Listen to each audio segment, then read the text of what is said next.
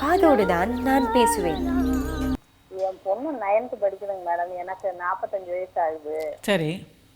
என் பொண்ணு 9th படிக்குது. அது ஸ்கூல்ல எப்ப ஸ்கூலுக்கு போனுச்சுன்னா ஃப்ரெண்ட்ஸுக பேச மாட்டேங்கிறாங்க அப்படின்னு மனசு ரொம்ப நொந்து போய் யாருமே பேச மாட்டேங்க அப்படின்னு சொல்லுதுங்க மேடம். உங்களுக்கு அப்படின்னு சொல்லுது.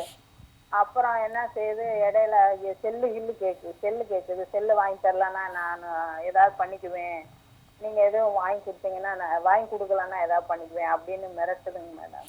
உங்களுக்கு எத்தனை பசங்க மொத்தம்? எனக்கு 2 பசங்க மேடம். ஒரு பெரியவன் வந்து போலீஸ்ல வேலை பார்க்குறான். அவர் எப்படி சுபாவத்திலே அமைதியா இருப்பாரா இல்லை அவருக்கெல்லாம்? என் பையன் எது சொன்னாலும் கேட்டுக்குவான். இல்லை அவரும் சுபாவத்திலே அமைதியா இருப்பாரா, ரொம்ப பேசாம மாட்டாரா?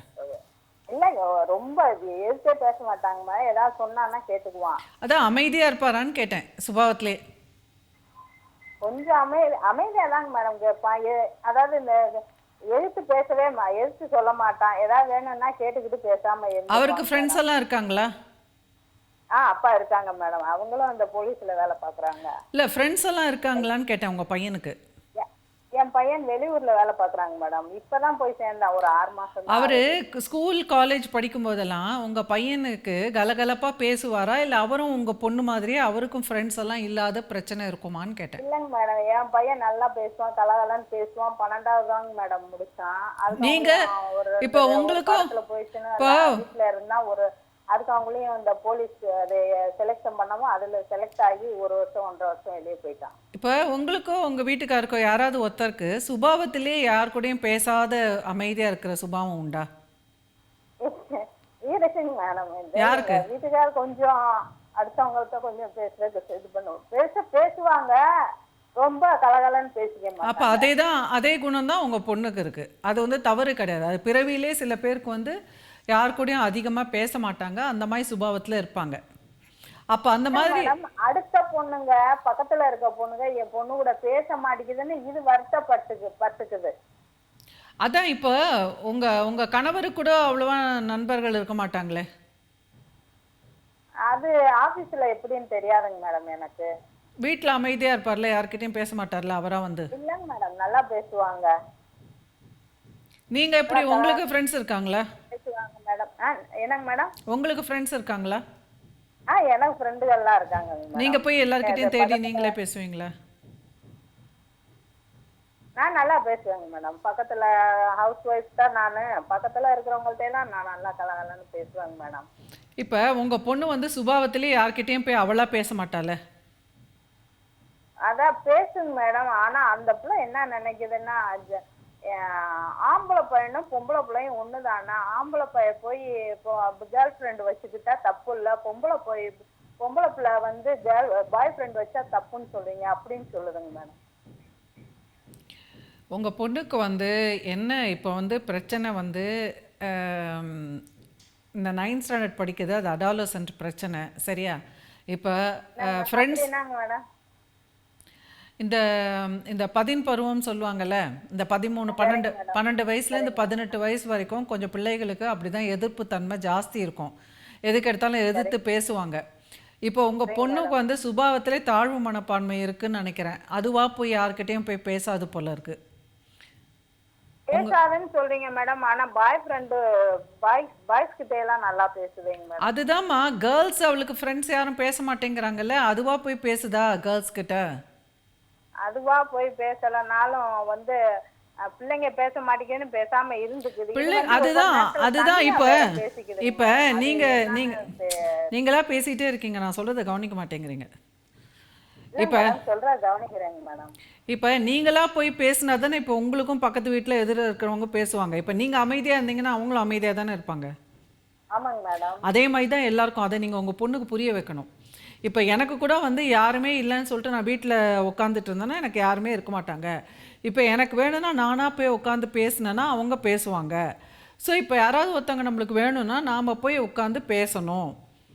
அப்போ அவங்கக்கிட்ட வந்து நாம் தான் ஃப்ரெண்ட்ஷிப் டெவலப் பண்ணிக்கணும். நீ வந்து பெண்கள்கிட்ட போய் பேசாமல் இருந்தீங்கன்னா பெண்கள் தானாக வந்து அவங்களும் பேச மாட்டாங்க, அவங்களும் அப்படி தான் இருப்பாங்க. ஸோ கலகலப்பாக சில பேரால் இருக்க முடியும், சில பேரால் சுபாவத்திலே கலகலப்பாக இருக்க முடியாது. அது ஒன்றும் குறைபாடு இல்லை.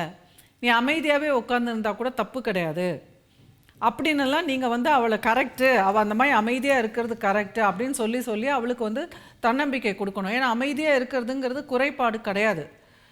ஸோ நமக்கு யாருமே ஃப்ரெண்ட்ஸ் வரமாட்டாங்க, நம்மக்கிட்ட கலகலன்னு பேச மாட்டாங்க, நம்ம கலகலன்னு பேச மாட்டோம் அப்படின்னாக்கா அந்த பருவத்தில் வந்து தாழ்வு மனப்பான்மை காரணமாக எதிர்ப்பாளர்கிட்ட பேசுறதுக்கு அவங்க ட்ரை பண்ணுவாங்க. ஏன்னா எதிர்ப்பாளர் வந்து எப்படின்னா கேர்ள்ஸ் சும்மா பார்த்தாலே பசங்க வந்து பேசுவாங்க. ஸோ அதனால் அவங்களுக்கு தோணும். மேடம் அதனால அதுக்கு வந்து அது ஒரு ஈர்ப்பு தன்மை ஆகி போயிருதுங்க மேடம்.